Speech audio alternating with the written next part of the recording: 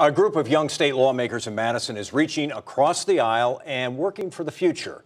The Wisconsin Future Caucus is a bipartisan group of millennials with about 20 members.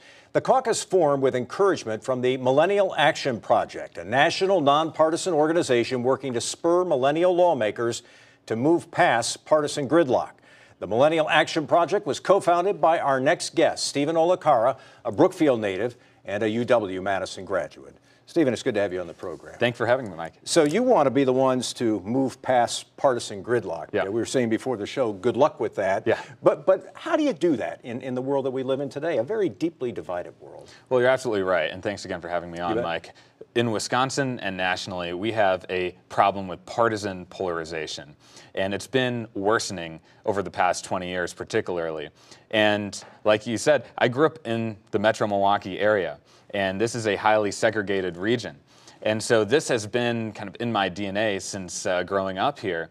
And we realized that unless we can build constructive bipartisan relationships, we won't really move forward together as a state and as a nation.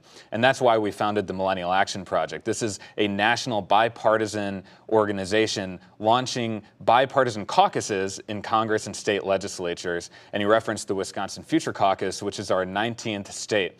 And part of the theory of change here is that you can often approach issues with more of a generational lens as opposed to a partisan lens. And that can apply to issues like entrepreneurship and the sharing economy, higher education and student debt. And those are just some of the issues that we've been able to make progress on in more of a generational fashion. I mentioned the great divide that exists between Democrats and Republicans. You think age is the common denominator that can help bridge that gap? It's one of the things, and one of the reasons we focus on this younger demographic is because this is the next generation of leadership. And if you look historically, some of the major political transformations of our time, from the civil rights movement to the founding of our country, were really led by young upstarts. So our belief is that we can have the most impact over time with young legislators. One of the ongoing jokes that we talk about with our organization is you often see legislators after they retire becoming bipartisan. That's too late. We need to be flexing these bipartisan muscles early on because that will turn into muscle memory throughout their legislative careers. So give me a sense of the successes you've seen. You've been doing this on a national level, but now on a state level, 19 different states.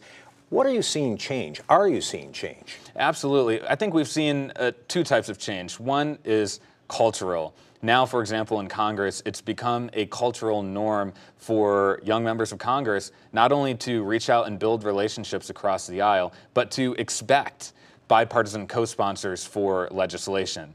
And the other thing has been finding areas where the left and right can come together. One example of that is around entrepreneurship.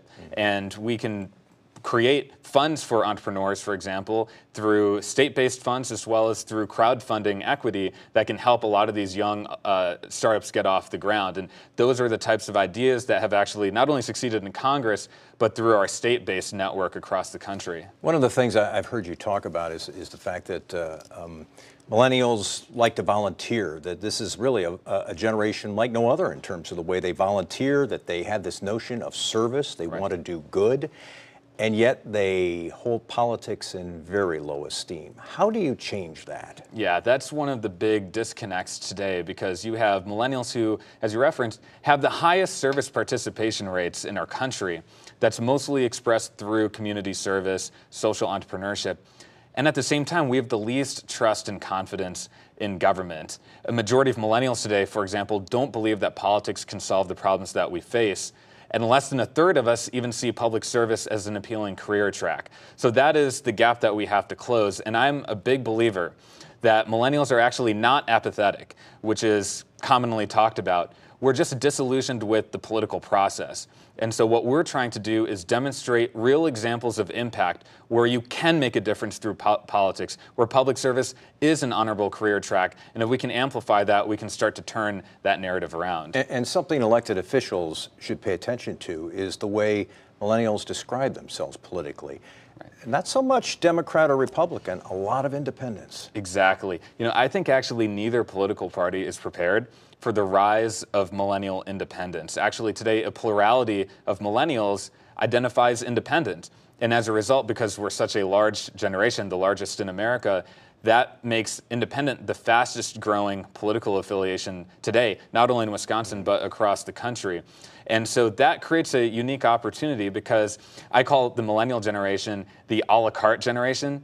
We're not afraid to pick and choose views from all different sides. Could be social justice ideas from the progressive side, could be ideas about entrepreneurship and fiscal conservatism, could be civil liberty ideas, all across the spectrum. And so I think that's one of the reasons why we're creating this organization, because we need to carve out a new political space that goes beyond the binary options of just Democrat and Republican. Stephen Olikar is the founder of the Millennial Action Project. It's good to have you on the show, and welcome home. Thank you. Thank you. Our editorial partner, WisPolitics.com, reports that Democratic State Senator Kathleen Vinehout will enter the race for governor on Monday. You'll find the story on the election blog at WisPolitics.com. Coming up next on Upfront, why those Just Fix It ads may still have shelf life.